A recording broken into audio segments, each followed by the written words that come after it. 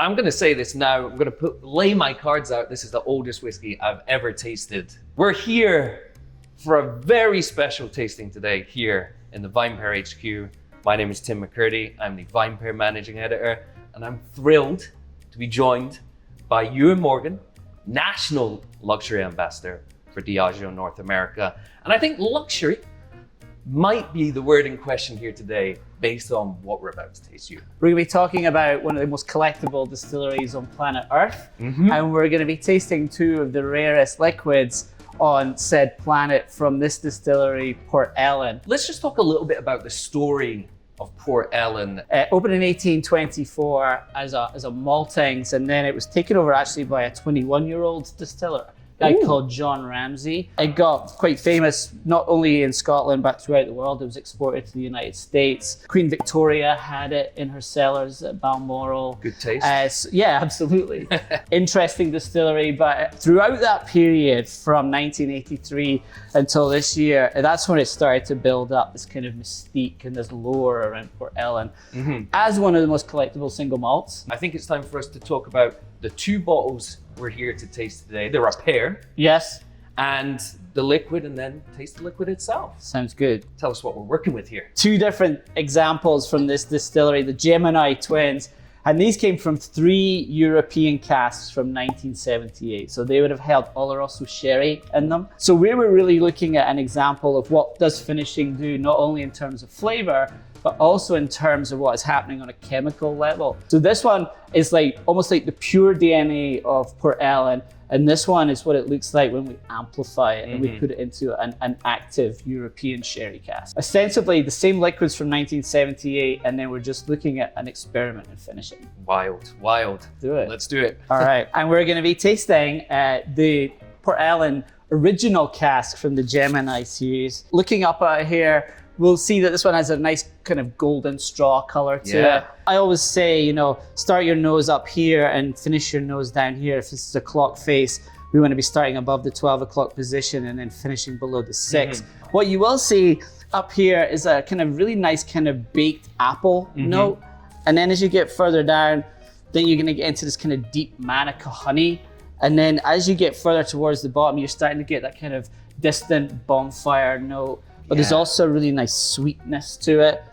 There's a little bit of clove and there's a touch of like red berry. I find it remarkable how fresh that green apple and that fruit is there, right? You know, we're not talking about it's gone dried, or we're talking about like a kind of raisinated fruit character here. We're still fresh. It's really incredible to my mind that we're so this one where we're looking, especially up here, we're seeing that really nice appley orchard note to it. Should we taste it? Let's get into it. Yeah, let's taste it. Cheers. Slàinte. Slàinte. That's what I like to call a whiskey moment, where you taste something incredible that you know you're going to remember for the rest of your life. It is kind of richer on the palate to me than it was on the nose in terms of those fruit characters, some of the sweetness there and kind of toffee notes. But it's a really rounded profile as well for me too. You know, you're getting that fruit, you're getting the nuts, the sweetness. I get this Ferrero Rocher kind of really nice chocolatey, nutty note on it. The apple is still there, but it's been pushed back a little bit. So you still have that kind of that juxtaposition of fresh versus more of those darker notes that go on in here. And what an incredible finish. It just keeps going. It's remarkable. I mean, I feel like, I was just taking that in the beginning. And then at the end, you have this really nice kind of like burnt marshmallow note. So there's the vanilla is in there, but it's like a caramelized vanilla. It's a cold night, you got a bonfire going and you're just getting some marshmallows over there, right? Time to taste the twin. Let's do it. Now we're going from that European 78 vintage into this Williams & Humbert walnut Oloroso sherry. So a little bit more activity. You've got a much darker hue to this one, whereas we had that wonderful straw note. We're looking more kind of dark amber. Dark stewed fruits down here. There's a little leathery tobacco characteristic coming through from it. More of the complexity is coming through. All right, should we have a taste? Let's have it. All right, cheers. There's an intensity, there that just, it's piercing on the palate there. Phenomenal stuff. Leans a lot more for me to the the savory side of things. Like that umami characteristic. Umami, yeah. More leather, more of the notes that you might associate with older whiskies.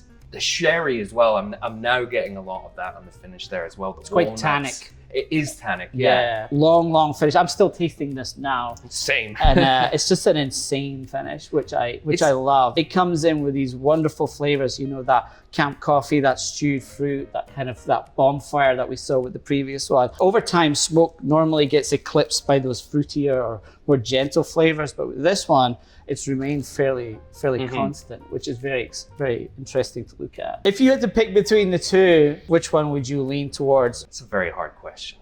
It's Sophie's choice of whiskey. Yeah, exactly. I would go with the original. Oh, really? Yeah. It was whiskey as I've tasted it before and whiskey as I know it. Yeah. But with a depth that was unfamiliar to me or was new to me that was really nice to try. You're the professional here.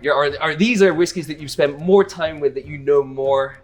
I'm curious to hear, what's your favorite of the two? Is it a seasonal thing or do you have a favorite? I have a favorite. It has vacillated though. First time I tasted them, I preferred the original because I love that wonderful kind of orchardy fruit, fresh vibrancy to it. And now I'm sitting in Camp Remnant, and this took me back to the first time I ever tasted apple strudel. So that kind of baked dark apple with raisin in it, and then that really nice lattice pastry. But then in the background, you've got this kind of smoky note coming through, which is just wonderful. So it reminds me of that, and that's kind of why. Connection there. Yeah, that's why I love it. Ewan, thank you so much for joining us today, for bringing along these incredible drams. What an experience it's been. Oh, thank you so much. I'm just happy to be here, to be able to share it, and to be able to taste it again, obviously.